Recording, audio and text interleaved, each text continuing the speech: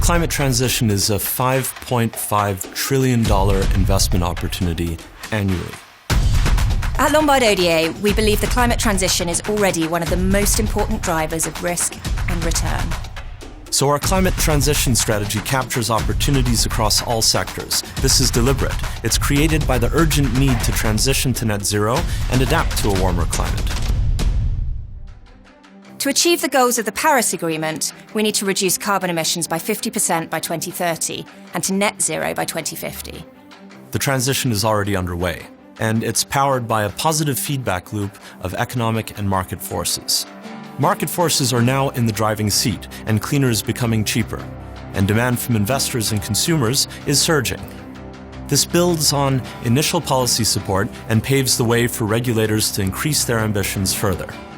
And we're seeing this effect today in multiple sectors. We're seeing it in clean energy, in mobility, and in the circular economy. Carbon is deeply embedded in our economy and society. We've relied on the convenience and efficiency of fossil fuels to drive economic growth since the dawn of the Industrial Revolution. This is why the transition to net zero will affect every single sector.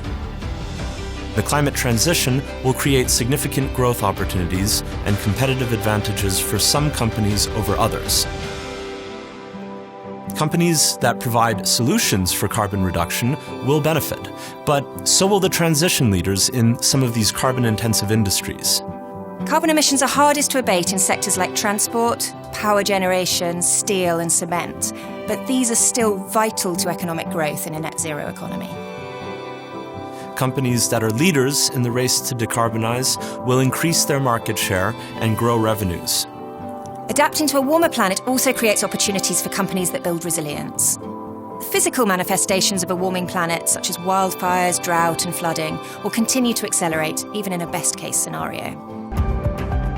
Companies that increase our resilience to climate change by strengthening infrastructure, monitoring risks, or spreading the burden of these risks should benefit from significant growth opportunities.